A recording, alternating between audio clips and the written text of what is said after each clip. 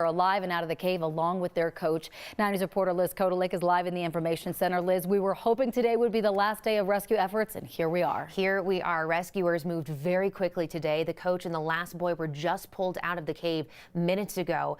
We're hearing 2 of the boys who were rescued earlier in the day are about to be airlifted to the hospital. One of them is already at the hospital.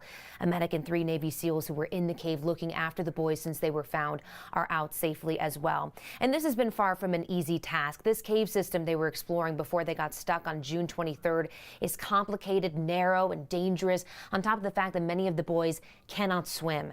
13 foreign divers and 5 Thai Navy SEALs are involved in this mission, along with many others who were just kind of like advising all of the people who were going into the cave.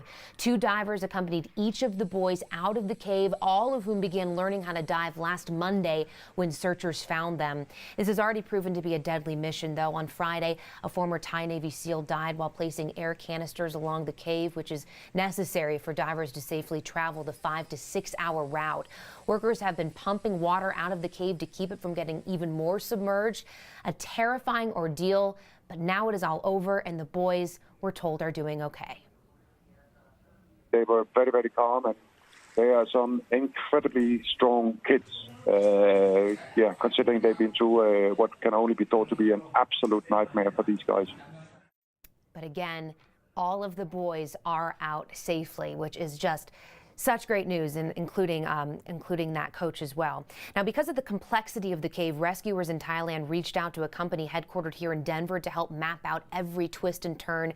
We're going to show you what they came up with in about 30 minutes, Corey. Everyone is breathing a sigh of relief right now. It is so great. Liz, thank you for the update.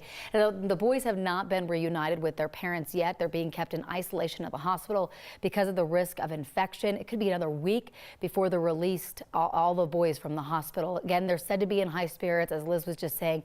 Sounds like 2 might be airlifted to the hospital. We will keep you apprised of when we hear some more information about their condition. We do have continuing coverage of the rescue operation throughout the morning on 9 News, and of course, the Today Show will have live coverage from Thailand coming up at 7 a.m. That is just the best possible outcome, Kylie, that we could imagine. I mean, my heart is so happy so far this morning. So great news. I think we can all get this Tuesday off with a smile. We are going to see another hot day. It's comfortable here in the 9 News backyard, as it has been for the last week. It has been a hot July so far. 65 degrees this morning in Denver, 64 in Broomfield. Looks like Aurora, you're getting your Tuesday off to a start right around 66 degrees. We've got a couple of beautiful cameras to show you. Live look on Boulder, Flatirons looking great as always, and Horsetooth Reservoir, always a stunner this time of the morning with that sun coming up. We're going to see a lot of sunshine for today, warming very quickly once again, and believe it or not, today will actually be a couple of degrees warmer than yesterday. 99 degrees your high in Denver today. 100 is your forecasted high in Brighton, Platteville, Fort Collins, and Greeley. For the mountains, we could see a couple of thunderstorms, certainly a possibility, drier across the Front Range. 99 degrees today would put us about 10 degrees above average. Typically this time of year for July in Colorado, we're at about 89 degrees. So we are well above that, flirting with triple digits across the Front Range. We do have a little bit of a cool down coming. If you are looking for 80s, I'll let you know when they're coming in my 7-day forecast in a few minutes. Thank you, Kylie. 6:03 in Sky 9 is up and over the morning commute, checking out the views, and it's a really nice, easy start overall. But unfortunately, it looks like we do have a problem spot here across our drive. That location, if I can get it one more time in my ear, but it sounds like this is going to be a major slowdown moving through in the eastbound direction. I-70 moving across, I believe, the elevated deck between I-25 and Brighton Boulevard. So I'll have more details coming up in a few, but this fender bender is in the left lane, which means everybody down to the 3 right lanes is going to bottleneck very quickly. And we could also see some westbound slowdowns because of that curiosity factor. Out we go to the live views on the rest of our CDOT cams. Not too much to look out for here. Nice, beautiful start near 25 at University. Plenty of movement overall, but we are starting to see delays forming right across Pena. That rollover crash northbound at 56th, still blocking 1 lane of traffic, and that areas that you see here shaded in red, our speeds are now in the stop and go configuration all the way back to 70. You do have the alternate route of Tower Road, which parallels Pena to the east, and it'll run you right up towards Pena, reconnecting closer towards the E470 interchange, and it'll definitely shave at least 5 to 10 minutes off that stretch. Christine? All right, Amelia, thank you. The I-70 expansion project is set to begin soon, and not everyone is looking forward to it. 9 News reporter Eddie Randall is live at Columbine in 46 6th Avenue for us this morning. And Eddie, this is going to be a loud project for people living in the Globeville and Elyria Swansea neighborhoods. Well, that's right, Christine. It could be loud for people in this community, and that's just with day construction. But the people behind this I-70 project, they submitted a noise variance request to be able to work throughout the night. So you can just imagine what a headache that's going to be for people already living in these communities during that construction project. So the I-70 expansion project is expected to last about 65 months. Now, the company behind the project is Kiewit Infrastructure, and it submitted a noise variance request from the Denver Department of Public Health and Environment to allow them to be louder at night and then the current ordinance allows them to be. Now, according to city law, overnight construction in a residential area must be under 50 decibels. So we talked to an audio engineer and hearing specialist about this issue. He says outside traffic and lawnmowers are at about 50 plus decibels. If the request is approved, Kiewit would be able to have nighttime noise at about 75 decibels, but they wouldn't be able to go over 86. At 85 decibels, you're looking at around 4 hours we can be exposed to that. After that, it can start causing a hearing loss. And then the louder it gets, the less time you should be exposed to it. Really, when it comes down to it, the bare bones are that we're looking at 5.5 years of the people of Globeville and Elyria Swansea not being able to get any sleep while the viaduct is destroyed and then the I-70 expansion is constructed.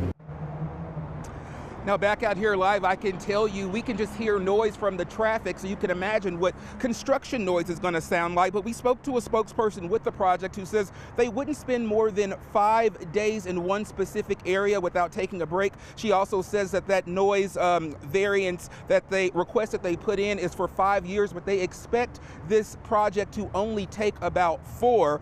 Now, the noise variance request is supposed to go before the Denver Department of Public Health and Environment on Thursday, but Gary, the company behind this has requested that they have a delay until this August. All right, Eddie, thank you much for that. Yeah, it is loud out there this morning, right? Firefighters have lifted evacuation orders for the Red Canyon 2 fire that is burning in Eagle County. That fire is near Walcott, about 20 miles west of Vail. It's now 30% contained.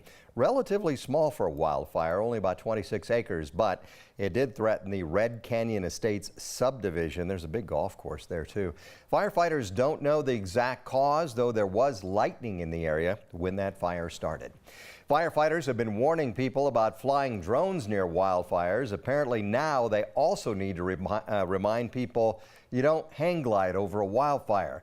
Firefighters spotted someone gliding over the fire yesterday, and that could have interfered with aerial operations. 2 people are expected to face charges for a second fire burning in Eagle County. According to court documents, Allison Marcus and Richard Miller say they were firing a rifle and a shotgun using tracer rounds. Those rounds are banned under current fire restrictions. The documents say Miller told deputies he knew there was a ban but didn't see any signs. Marcus said she was sorry. Firefighters blame those tracer rounds for sparking the Lake Christine fire, which destroyed 3 homes and torched 6,200 acres. This morning it is 39% contained. Firefighters say the High Chateau fire that destroyed 8 homes in Teller County started because of careless campers.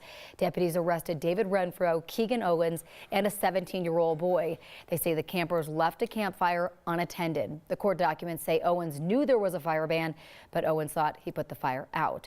They're charged with arson. They could face 4 to 8 years in prison.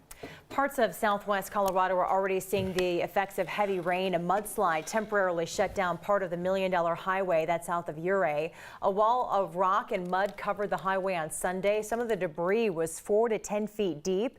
CDOT reopened part of US 550 last night with 1 lane of alternating traffic, but they'll have to finish repairs to a retaining wall before they can fully reopen the road. No estimate on when exactly that'll happen. We'll keep you posted.